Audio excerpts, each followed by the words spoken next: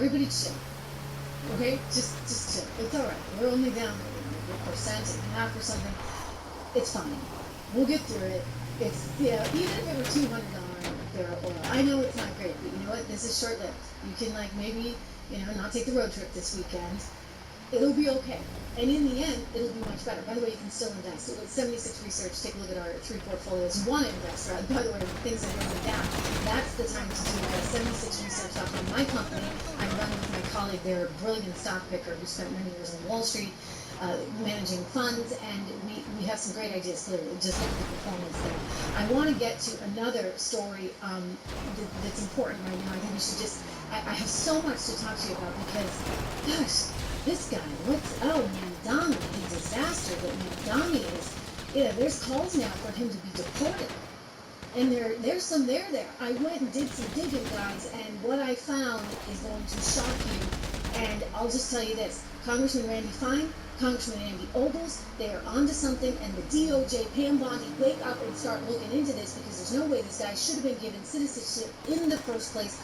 Denaturalization is on the table. We're going to get to that. We also want to just mention, our hearts go out to everybody at Temple Israel there in West Bloomfield Township in Michigan. Just a horrible story, but the good news is no one was hurt that was inside the temple. No children, I guess they were inside, were hurt. It was, I think a security guard was slightly injured, is in the hospital with those wounds, but the important thing is everybody was okay. It was the crazy one that drove into the temple that, died in the accident. And the frightening thing is just how prevalent I think some of this hate is, if you would.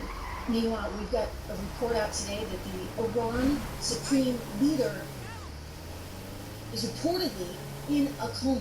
Now this is being reported in the Daily Mail. They are citing some sources, but they don't have full confirmation of this.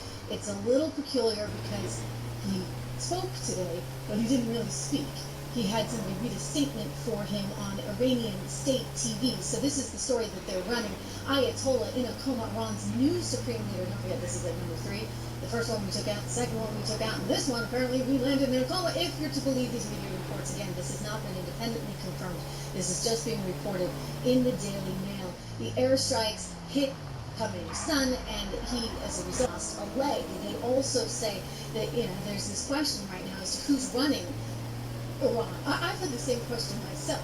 I mean, I keep saying, gosh, who's in charge of this place? Because the Ayatollah is in serious, apparently, condition, right? We don't know if the coma thing is actually true, but apparently he's been maimed badly.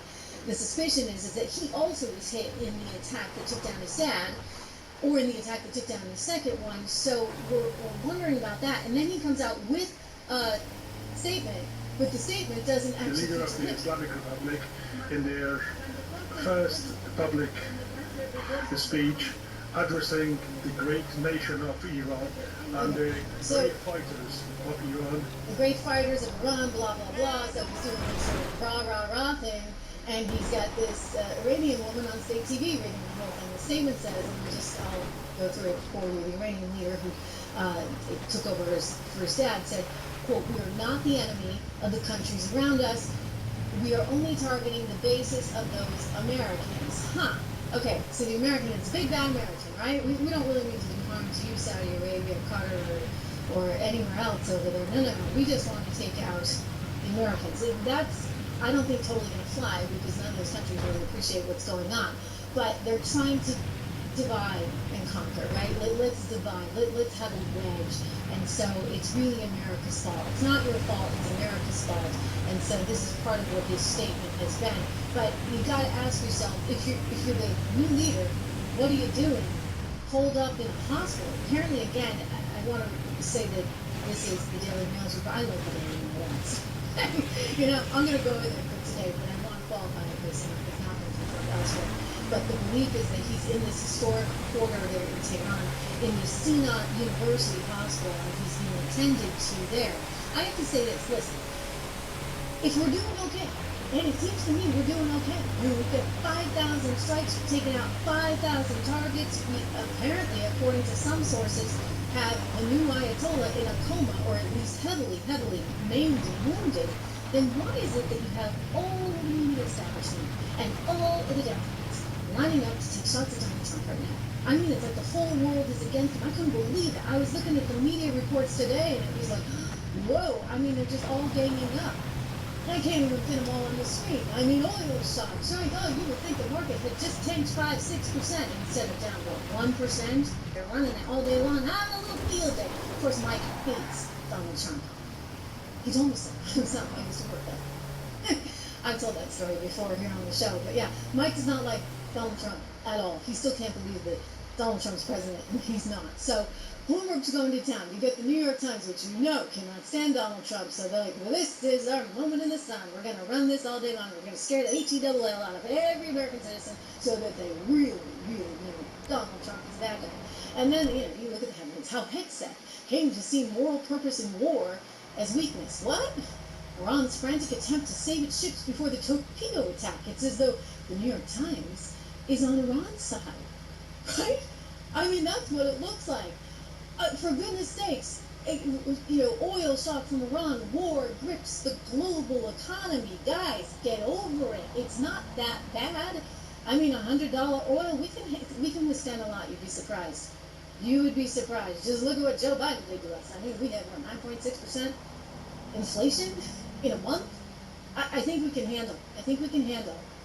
Every $10 increase in oil prices results in 24 cents at the gas pump. So it's not pleasant, but it's not the end of the world. For goodness sakes, this regime is killing 30,000 people. Not that we, need to do everything for the Iranian people, but I think we can handle a 24 cents or even a 50 cents increase in gas prices for a little bit.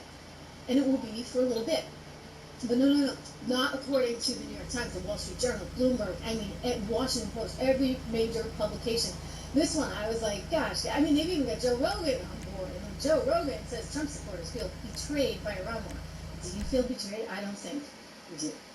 In fact, I'm looking at it saying, listen, if you have the opportunity to take him out, this is going to be a game changer for generations to come.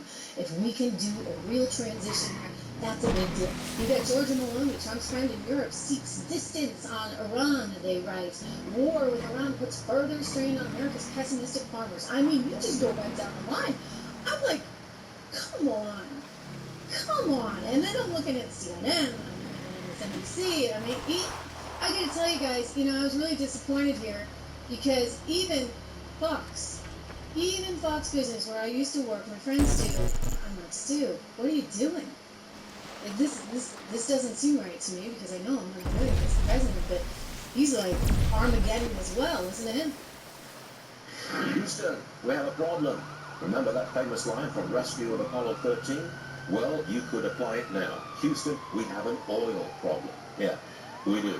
There's plenty of supply, but we can't get it to the right place quickly.